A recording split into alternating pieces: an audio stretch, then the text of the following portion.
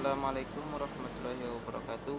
Alhamdulillah, segala puji bagi Allah Tuhan semesta alam yang telah memberikan kita nikmat iman dan nikmat kesempatan dan kesehatan. Baik, perkenalkan, nama saya Saharudin. Saya mahasiswa jurusan Pendidikan Geografi, Fakultas Keguruan dan Ilmu Pendidikan, Angkatan 19 Universitas Al-Oleo Kendari.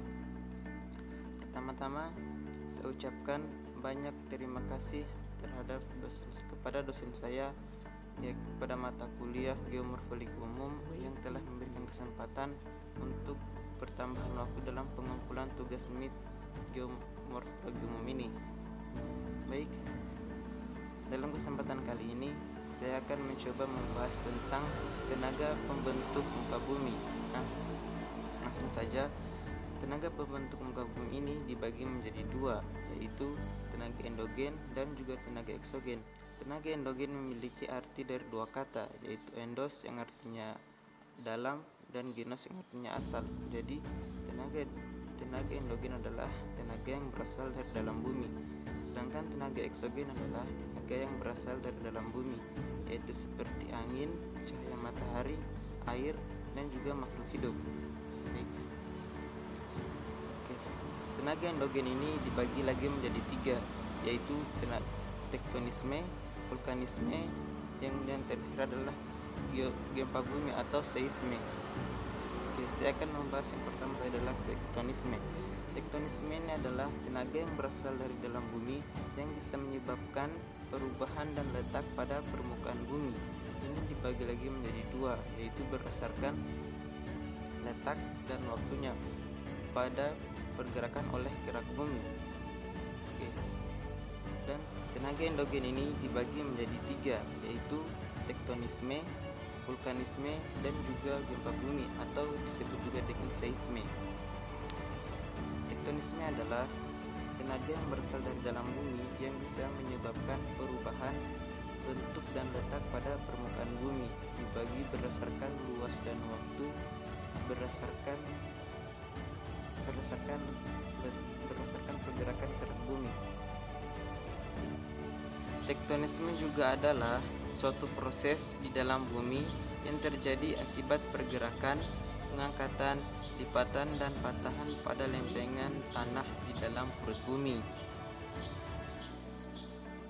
Masing-masing lempeng dibatasi oleh batas-batas lempeng, yaitu yang pertama adalah batas konvergen, adalah batas antar lempeng yang saling bertumbukan, dan yang kedua adalah batas divergen, adalah batas lempeng antar lempeng yang saling menjauh satu sama lainnya, dan yang ketiga adalah batas sesar mendatar, batas sesar mendatar antar lempeng yang saling berpapasan dan saling bergeser antara satu sama lainnya.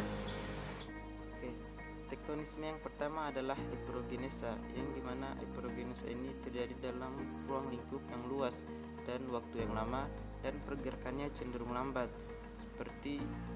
Dan hiperogenesa juga ini dapat menyebabkan adanya pegunungan, atau malah sebaliknya dapat menyebabkan hilangnya sebuah pulau-pulau. Contohnya hilangnya pulau-pulau di timur Indonesia. Tektonisme yang kedua adalah orogenesa. Orogenesa dapat menyebabkan patahan atau lipatan pada pegunungan. Orogenesa juga biasanya terjadi dalam waktu yang singkat dan pergerakannya cenderung cepat dan dalam lingkup yang kecil. Tenaga endogen yang kedua yaitu vulkanisme. Vulkanisme ini adalah pergerakan magma dari dalam litosfer ke permukaan bumi atau hanya di dalam permukaan bumi saja. Dan vulkanisme ini biasanya dapat menyebabkan adanya gunung-gunung api. Contohnya seperti yang ada di daerah Lampung di Selat Sunda, yaitu Gunung Api Anak Krakatau. Vulkanisme ini dibagi lagi menjadi dua, yaitu ekstrusi magma dan intrusi magma. Intrusi magma adalah pergerakan magma dari dalam litosfer tapi tidak keluar sampai ke permukaan bumi. Sedangkan yang kedua adalah ekstrusi. Ekstrusi adalah pergerakan magma dari litosfer sampai ke permukaan bumi. Contohnya yang terjadi di daerah perbatasan antara daerah istimewa Yogyakarta dan Jawa Tengah, yaitu pada tanggal 29 Mei 2019 lalu, yang bisa menyebabkan terjadinya perubahan bentuk pada muka bumi. Tenaga endogen yang ketiga adalah gempa bumi atau seisme. Gempa bumi adalah getaran dari dalam bumi yang terasa sampai ke permukaan bumi. Contohnya yang pernah terjadi di Maluku pada 14 November 2019 lalu. Oke, sekarang kita menuju ke poin yang kedua, yaitu tenaga pembentuk muka bumi berasal dari luar bumi, yaitu tenaga eksogen. Tenaga eksogen ini dibagi menjadi 4, yaitu pelapukan, pengikisan, pengendapan, dan amblasan. Kita mulai dari yang pertama adalah pelapukan. Pelapukan adalah pelepasan massa batuan dari bongkahan yang besar menjadi detik kecil. Biasanya ini disebabkan oleh 3 hal, yaitu pelapukan mekanis, pelapukan kimiawi, dan pelapukan biologis. Pelapukan kimiawi disebabkan oleh sinar matahari, angin, arus air yang menyebabkan batuan menjadi lapuk. Sedangkan pelapukan kimiawi bisa disebabkan karena berubahnya struktur mineral pada batuan.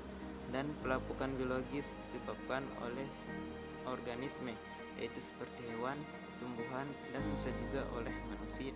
Tenaga eksogen yang kedua adalah pengikisan.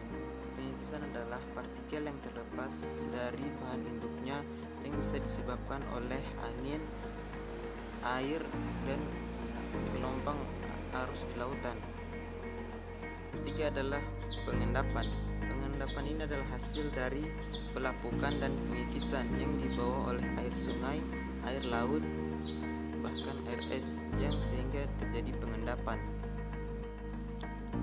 Dan tenaga eksogen yang keempat adalah amblasan. Amblasan ini adalah perpindahan massa batuan dan tanah dalam volume yang besar karena pengaruh gravitasi. Nah, itulah tadi pembahasan singkat tentang